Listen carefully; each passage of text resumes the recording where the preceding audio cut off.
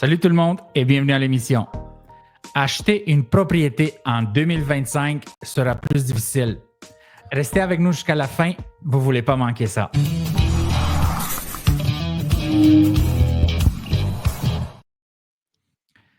David, on va explorer les perspectives du marché immobilier pour 2025. Ce marché est marqué par le retour des acheteurs et une possible flambée des prix. Après une période de ralentissement liée à la hausse des taux d'intérêt et à l'inflation, les experts anticipent un regain d'activité soutenu par les facteurs tels que la croissance démographique et la stabilisation des taux.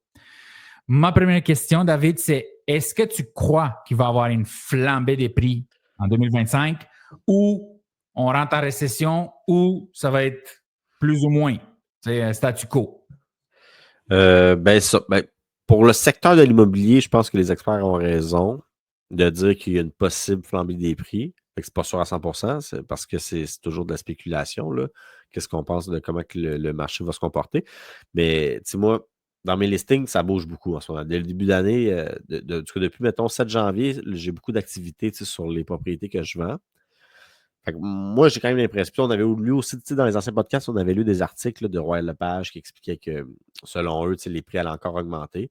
Fait que oui, je pense que les prix vont augmenter. Mais là, il faut faire attention. Quand on parle de flambée des prix, il ne faut pas nécessairement trop avoir peur. Je pense pas que ça va faire la même chose que dans le passé. Ça ne sera pas une flambée des prix vraiment trop importante, là, comme qu'on a connu là, dans le dernier 4 ans, l'exemple. Exact. Mais d'après moi, oui, ça va augmenter quand même. Mais là, c'est de savoir de combien. Ouais. Moi, je pense quand même que si tu es un acheteur, c'est le temps d'acheter tout de suite parce que si tu attends trop, ça se peut que la maison que tu veux l'acheter, elle prenne 10-15 000. Pour moi, si les maisons prennent, exemple, 10 ou entre 5 et 10 en un an, pour moi, c'est une flambée des prix. Fait que oui, je pense que la réponse, c'est oui pour ça. Mais là, de dire que ça va être une récession, parce que là, on va pouvoir comparer les autres secteurs, mais je pense que c'est un peu unique à l'immobilier parce que les autres secteurs, ça ne va pas si bien que ça, tu sais. Fait que j'ai hâte de voir, mais dans l'immobilier, je pense que oui, on se dirige quand même vers une hausse des prix. C'est toujours selon la demande. S'il y a plus de demandes que d'offres, ben, ça va pousser les prix vers le haut, ça, c'est sûr.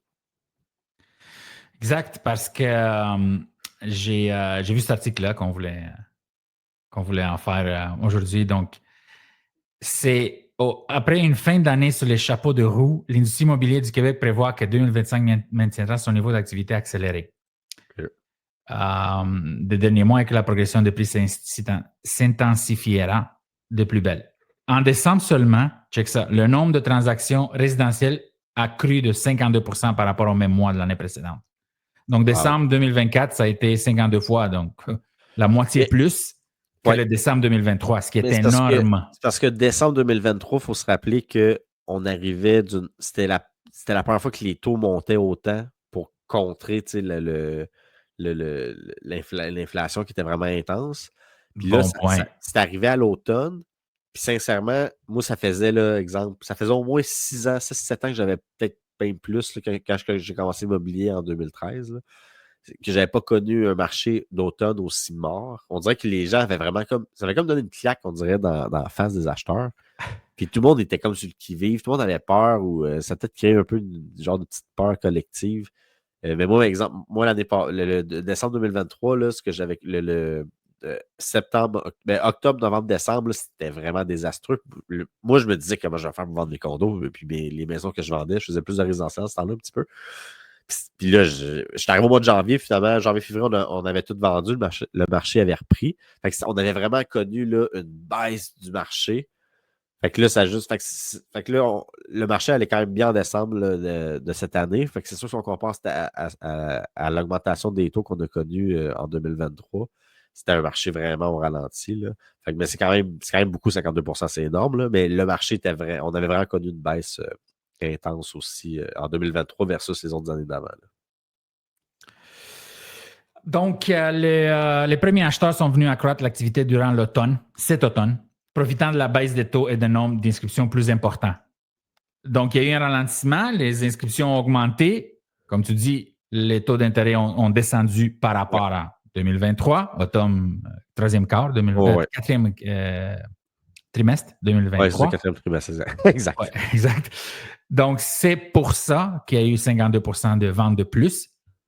Ouais. Et donc, ce que les experts disent, c'est qu'avec la possibilité que 2025 offre des conditions de financement encore plus avantageuses, comme des nouvelles baisses de taux et aussi l'application de nouveaux incitatifs amortissement sur 30 ans. On en a parlé 2, 3, 4 fois dans les podcasts. Exact. Et il y a une autre chose que je veux finir avec ça sur le sujet statique, c'est que les ventes forcées. Donc, l'économiste en chef adjoint de la SCHL, Tania Bourassa Ochoa, rappelle que les renouvellements en 2025 de pas moins de 1,2 million de prêts hypothécaires à taux fixe pourraient aussi contribuer à gonfler les statistiques.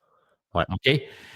En d'autres mots, ça se peut qu'il y a des ventes forcées.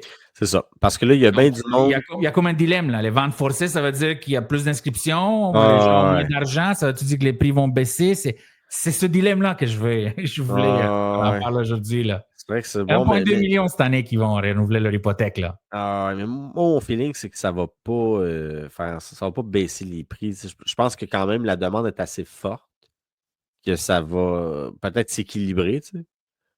Mais j'ai l'impression quand même qu'on se dirige vers une hausse. Je pense qu'il y a toujours plus de demandes que d'offres, même s'il y a beaucoup de gens qui vont vendre leur maison, parce que là, les autres bénéficiaient des taux de 2020. Il y en a qui ont signé en bas de 2%. Là. C'est du 1,70%, j'en ai vu. Là. Exact. Là, ils vont arriver puis ils signent en haut de 3. Excuse-moi. Ouais. Je suis dans la gorge. En haut de 3, peut-être en haut de 4. C'est ça, c'est plus comme 3,5, 3,8 là, qui vont signer les gens. Là, parce que je ne vois pas que ça va être moins que ça parce que le taux des. Mais j'ai pas l'impression que ça va faire en sorte est à 3, que les prix vont baisser. Mais j'ai pas l'impression que les prix vont baisser, tu sais, Dragoche, pour ça. Moi non plus, je dirais ça, mais j'ai comme un feeling bizarre. Là. J'ai un feeling bizarre de 2025. C'est sûr qu'avec l'autre article que tu vas montrer, je comprends. C'est que j'ai entendu, tu sais, moi, je vérifie les indicateurs économiques pour le trading. Donc, j'ai vu qu'il y a eu comme un Noël, un temps de fête bizarre au Canada et aux États-Unis. C'est-à-dire qu'il n'y a pas eu le nombre de ventes escomptées, ni pour l'année passée, ni pour une période de Noël, disons, de temps des fêtes. Et là, ces articles-là, et donc les indicateurs économiques sont en anglais, mais j'ai trouvé cet article en français. Et j'ai vécu longtemps à Montréal, donc je connais très bien Montréal. Et j'étais vraiment incrédule. Quand j'ai vu cet article-là, c'est le propriétaire du Saint-Boc, donc Martin Guimont, qui, c'est donc, pour les gens qui ne savent pas, le Saint-Boc, c'est situé sur la rue Saint-Denis, tout près de l'Ontario. Tu ne peux pas être plus downtown district d'avoir le fun plus que ça. Et le samedi 4 janvier, en début de soirée, OK? Donc, le 4 janvier, samedi le 4 janvier en soirée, son bar ne comptait que 2 clients pour 5 employés. Pendant le temps des fêtes où les gens ne travaillent pas, ou moins. En tout cas, c'est encore la période des fêtes. Et aussi, il dit qu'il se donne 100 jours pour y parvenir. Sinon, il devrait congédier des employés, couper des heures d'ouverture. Aussi, plus bas sur Saint-Denis, le copropriétaire d'un salon de barbier, même chose. Il dit qu'il fait 50 moins de coupes pendant les temps des fêtes cette année que l'an dernier. C'est malade. Donc, sur l'aspirateur artificiel, il y en a. Si on regarde, et j'ai des amis qui me disent ça, c'est rendu fou, là, le downtown de Montréal. C'est plus ce que c'était, c'est comme un quartier fantôme. Là. Donc, tout ça, on regarde ici. Il y a beaucoup de locaux à louer. Tu sais, mais ça, c'était il y a tellement de restaurateurs qui ont fait faillite à cause de la COVID aussi. Exactement. Elle a vidé les locaux, là, c'est fou. Là. Donc, ça, quand ça commence à être comme ça sent la récession, man. Je comprends. Mais moi, ce que je pense point. aussi par rapport à ça, c'est que, tu sais, on se demandait, là, on fait une couple de podcasts, comment que les acheteurs vont faire pour se payer une maison à 700 000, 600 000. Mais comment qu'ils font, c'est qu'ils vont plus au resto et ils ne dépensent plus, tu sais. Exact. Moi, je connais une couple d'acheteurs qui ont fait une croix sur bien des affaires parce qu'ils achètent justement, mais ils sont capables d'acheter. Fait que pour l'immobilier, ça va bien. Les acheteurs, ils trouvent des solutions pour acheter. Mais la solution, c'est qu'ils arrêtent de dépenser. Tu sais, aller au resto, maintenant, ça coûte vraiment beaucoup plus cher que tu sais, là, 3-4 ans. Ça a vraiment beaucoup augmenté. Fait que tu as une facture de 200$. Ça a doublé. Depuis la pandémie, ça a doublé au Québec. C'est très simple. Disons, je sais pas, moi, j'ai mangé du poisson. Il y avait des plats de poisson à 9,99, 11,99. Disons, tu allais à Saint-Léonard, il y en avait plein. Et quand je suis parti, c'était 19,99, 21,99, 22,99, le même plat. Exact. Un morceau de poisson, des frites et un peu de salade. Là. Mais tu sais, le filet mignon dans le beau resto, peut-être pas doublé, mais il a pris 10, 15 piastres, 20 piastres, tu sais. Ça, c'est sûr. C'est ça. Fait que c'est sûr que ça paraît, là. Mais fait que moi, mon feeling, c'est que les acheteurs, ils veulent acheter, ils trouvent des solutions pour acheter, puis les solutions, c'est on dépense plus de cadeaux, pas de restaurant. Fait que ça fait en sorte que ça tue les petits commerçants. Mais les acheteurs, ils vont peut-être arriver à acheter de cette façon-là. T'sais. Bon. Donc, on dit que le retour des acheteurs, donc ce que les experts disent en 2025, et on finit avec ça, c'est qu'après une période de ralentissement, les acheteurs reviennent sur le marché, stimulés par une stabilisation des taux d'intérêt et une confiance accrue en l'économie. C'est ça que les experts disent, sauf que je te dis, moi, je n'aurais pas une confiance accrue dans l'économie canadienne en ce moment. Donc, ça, c'est mon point. Tu veux pas acheter d'obligations canadiennes? Et l'inventaire est limité. Le nombre de propriétés disponibles demeure restreint, sauf s'il y en a beaucoup de ventes forcées parce que les gens ne peuvent plus payer leur maison. À l'intervention gouvernementale, le gouvernement va changer et je ne crois pas qu'il va y avoir des interventions très, très fortes là, parce qu'on rentre dans une période de se serrer la ceinture. Ouais.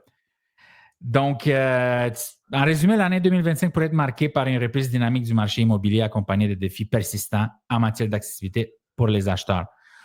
Ça, c'est ce que les experts disent. Toi, tu as ton opinion. Moi, je dirais qu'il faut faire attention. Moi, si je serais un acheteur, je regarderais très bien cette année. Je ne sais pas si j'achèterais en 2025. Sincèrement, je n'ai jamais cru que je vais dire ça, surtout au Canada, là. Mais il y a un gros risque. Il y a un gros risque, David. On n'a pas de production. Notre économie est basée sur l'immigration.